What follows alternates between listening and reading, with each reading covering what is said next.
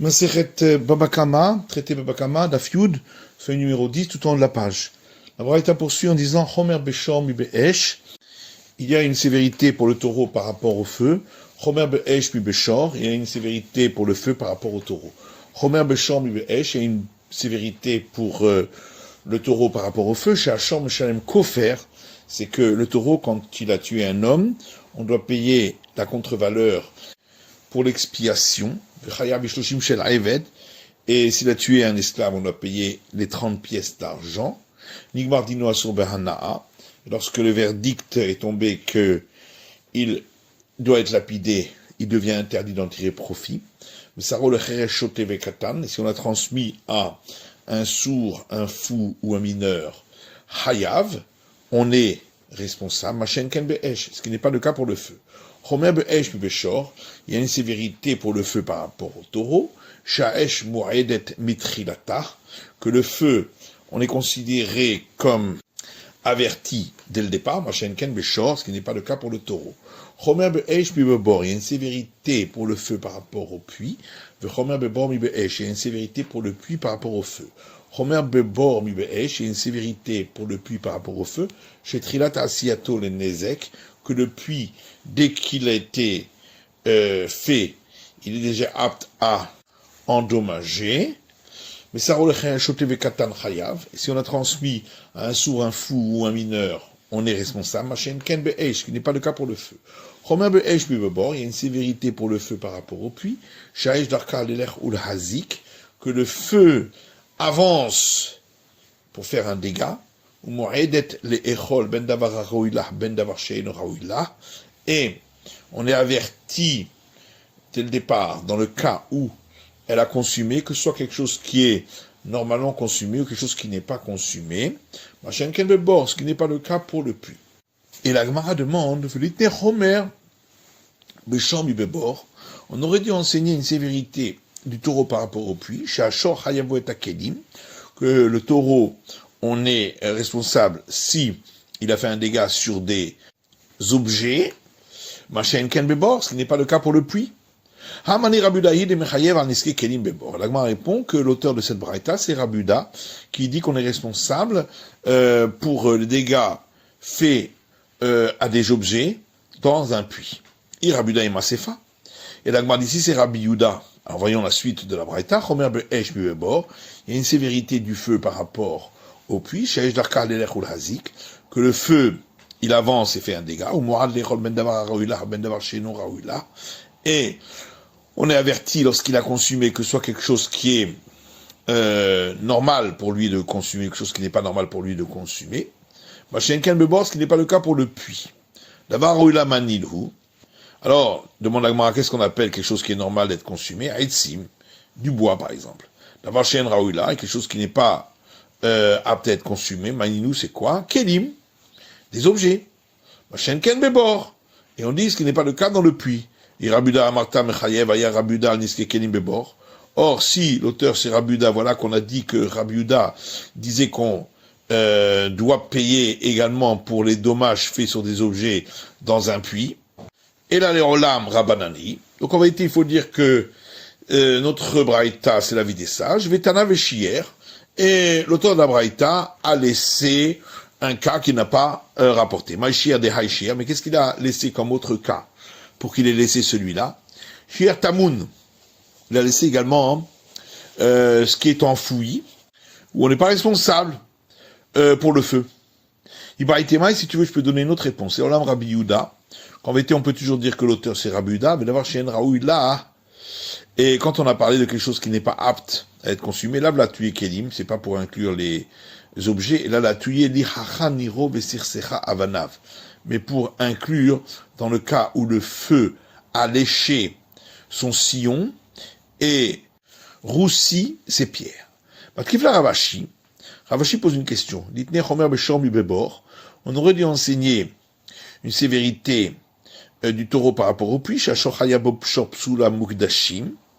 que le taureau, on est responsable si il a fait un dommage à un taureau sanctifié qui est devenu inapte. Ce qui n'est pas le cas pour le puits. ça va bien si on dit que l'auteur de la Braïta, c'est les sages.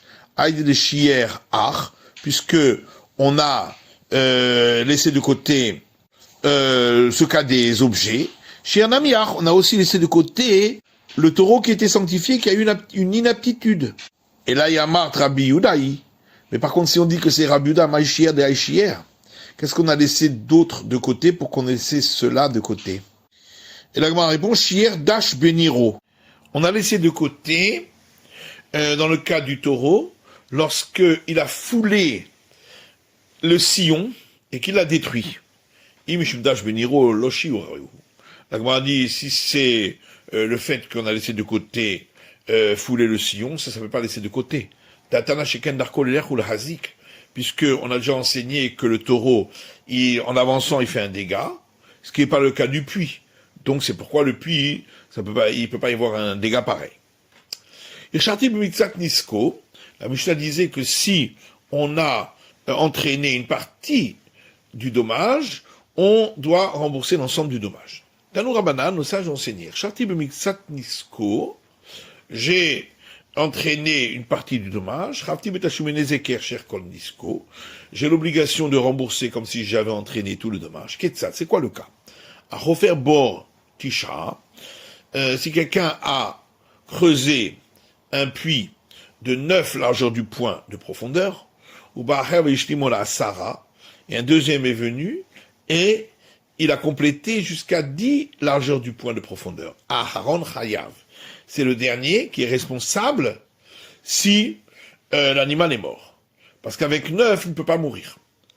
Vedelok et Rabbi, et ça ne va pas comme la vie de Rabbi, de Tanya, parce qu'il y a une braïta qui dit, à Hofer Bor Tisha, si quelqu'un a creusé un puits de 9 largeurs du point, ou Ba'acher Veishlimuna Asara, est venu un autre et il a complété jusqu'à 10, Aharon Chayav, c'est le dernier qui est responsable du dommage. Mais de l'autre Rébi, mais ça va pas comme Rébi de Tanya, parce qu'il y a une braïta qui dit, à Hofer Bortisha, si quelqu'un a creusé un puits de 9 largeur du point, est venu un autre et il a complété à 10 largeur du point, Aharon Chayav, le dernier est responsable, Rébi Omer, Rébi dit, Aharon Emita, on va, d'après le dernier, si l'animal est mort, Ahar Shneem les Akin, mais les deux doivent payer s'il y a eu seulement dégâts. Rav Papa Amar, et Rav Papa dit, les mita vélivrer à kol. Que, ici, on parle dans un cas où l'animal est mort, et donc ça va d'après tout le monde, que c'est le dernier qui doit payer. Il y a d'autres qui disent ainsi, l'ema de l'okerebi. Est-ce qu'on va dire que ça ne va pas comme Rébi? Amar Rav Papa, les mita vélivrer à kol. Et Rav Papa répond non. On parle d'un cas où l'animal est mort, et ça va d'après tout le monde. Matkifla Rabbi Zera. Rabbi Zera objecte en disant, mais tous les cas, est-ce qu'il n'y a pas d'autres cas? Ve'aïka, voilà, il y a encore un autre cas. Masar Shoro le Chamisha Bene Adam. Si quelqu'un a transmis son taureau à 5 hommes, ou Pashar Bo Echad Mehen, et l'un d'entre eux a été négligent, Veizik, et il a fait un dommage, Hayav, il est responsable. Et il a mis de quoi parlons-nous? Il est madeblavihu l'avemintar. Si que sans lui, il ne pouvait pas être gardé, pshita ou karavid. C'est sûr que c'est lui qui a entraîné le dégât. Et la deblavihu nami mintar. Mais que sans lui, il pouvait être gardé. Bah, karavid, mais alors qu'est-ce qu'il a fait de mal? Et donc ce cas-là ne correspond pas à l'enseignement de la Mishnah. Kifla Rav Shechet. Rav Shechet pose une question. Vaïka, voilà, il y a encore un autre cas. Marbe behavila. Celui qui rajoute des branches au feu qu'un autre a allumé, et ainsi il a rapproché le feu de l'endroit qu'il a brûlé. Et la Gemara dit, il a mis de quoi on parle? Il est blavihu lo azla. Si sans lui le feu ne serait pas allé jusque là, pshita, c'est évident qu'il est responsable. Et là, de blavihu azla. Et donc il faut dire que sans lui, le feu serait arrivé à cet endroit. Maïkavi, non, qu'est-ce qu'il a fait de mal? Et donc, ce cas-là ne correspond pas non plus à l'enseignement de la Mishnah. Kifla Rav Papa. Rav Papa pose une question. Vaïka, mais il y a un autre cas. Haletania, ce qui est enseigné dans une braïta. Chamisha sheyashu al safsal echad. Si 5 personnes se sont assises sur un banc, velo shavruhu, et non pas cassé. Est venu une autre personne, et il s'est assis sur le banc, et il a cassé. Aharon Chayab, le dernier, est responsable. Vermar à papa. Et Rapapa dit que quand papa barava, c'est-à-dire il s'agissait d'une personne qui pesait un grand poids, comme par exemple papa barava. Et la Gemara dit, de quoi on parle? Il est madevelavihu loïdbar. Si on parle d'un cas où sans lui, le banc ne serait pas cassé pshita, c'est évident qu'il est responsable. Et là, develavihu namim idbar. Donc il faut dire que sans lui, le banc se serait aussi cassé. Maïka, évident, qu'est-ce qu'il a fait de mal? Et donc c'est pas de cela que la Mishnah parle. La Gemara dit sur matnita et chamitarsa.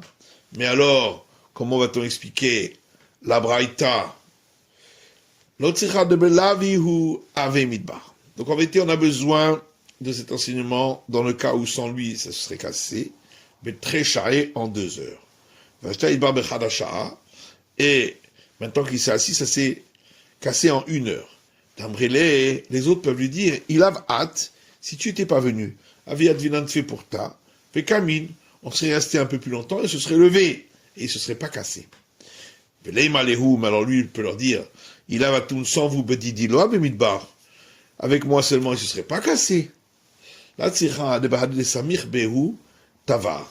On parle d'un cas où lui s'est appuyé sur eux et ainsi il a cassé. Et donc ça vient de sa force. La Gemara dit pshita, mais dans ce cas-là, c'est évident qu'il est responsable. On aurait pu croire que sa force n'est pas considérée comme son corps. Comme moi, je parle de kocho kegufo dame. Et donc on vient nous apprendre que sa force est considérée comme son corps. Puisque partout où le corps aurait pu le casser, la force qu'il a imprimée aussi est possible de le casser. Mais tous les cas, la Gemara ne m'explique pas encore d'autres cas. Voilà, il y a le cas suivant. Les Tanya, une braïta qui dit Kuhu asa bene adam, vesa maklot. Si 10 hommes ont frappé quelqu'un avec 10 bâtons, ben bevatachal ben bezachazé, que ce soit tous ensemble ou l'un après l'autre, ou met et il est mort. Kulan peturin, ils sont tous dispensés de la sanction. Rabbi Ben Betera Omer, Rabbi Ben Betera dit bezachazé acharon chayav. Si c'était l'un après l'autre, le dernier est responsable, c'est lui qui a approché la mort pour qu'elle arrive à ce moment-là. Et donc, pourquoi on n'a pas parlé de ce cas-là? La Gemara dit Biktala lokamaere. On ne parle pas des cas de mise à mort. Vibaitema, ou bien on peut répondre Biplukta lokamaere, qu'on ne parle pas de cas où il y a une discussion, comme ici, entre Rabbi Ben Betera et le premier avis. Vélo, est-ce qu'on ne parle pas des cas où il y a une discussion? Vers Okminan de Loker Rebi, pourtant on a expliqué que notre Mishnah ne va pas comme Rebi. Alors la Gemara dit Loker Rebi Vukrabanan Mukminan. Dire que la Mishnah ne va pas comme Rebi, mais elle va comme les sages, ça oui on peut dire, parce que eux sont la majorité. Rabbi Ben Betera Loker Rabanan Mukminan. Mais dire que ça va comme Rabbi Ben Betera et pas comme les sages, ça on ne le dit pas, parce que lui est minoritaire. Hafti Betashume Nisko. La Mishnah dit que je suis responsable du remboursement de son dégât. Hafti benisko le katani. C'est pas écrit je suis responsable de son dégât. Et là, betashlu benisko. Mais du remboursement de son dégât. Tanina leha de tanu rabanan. Et notre Mishnah est venu enseigner un enseignement qu'on trouve par ailleurs dans une braïta. Tashlu benezek. On a dit qu'on doit opérer le remboursement du dégât. Et on a employé ici le terme tashloum, comme dans notre Mishnah, qui veut dire compléter. Et donc, Melamed, ça va m'apprendre, que le propriétaire, c'est lui qui s'occupe du corps de l'animal mort, et celui qui a occasionné le dégât paye la différence entre le corps de l'animal mort et le corps de l'animal quand il était vivant. Mana amni milé, et d'où le sait-on? Rabbi Ami dit d'Amarcha, parce que le verset dit dans Lévitique, Maken nefesh behema yeshal lemena. Celui qui a frappé la vie d'un animal devra payer. Il ne faut pas lire devra payer, mais il faudra dire complétera.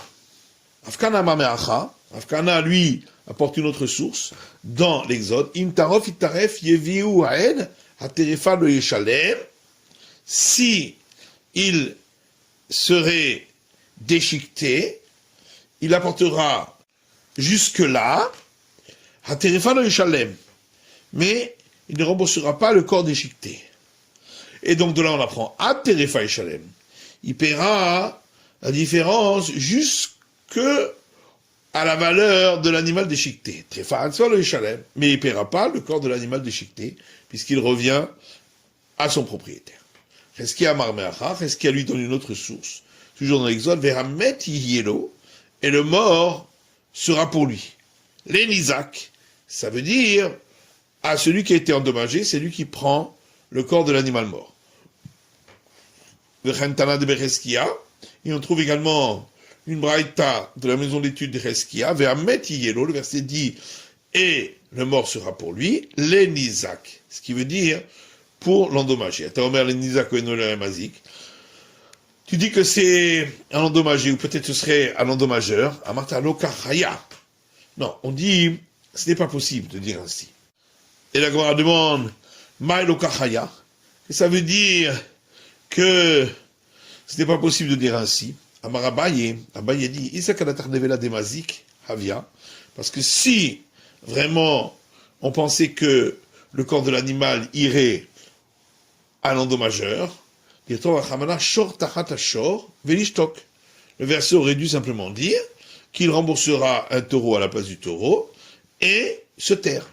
Est-ce qu'il a besoin de dire que le corps de l'animal mort sera à lui? C'est évident puisqu'il a payé l'ensemble de l'animal vivant. Je parle minal et Isaac.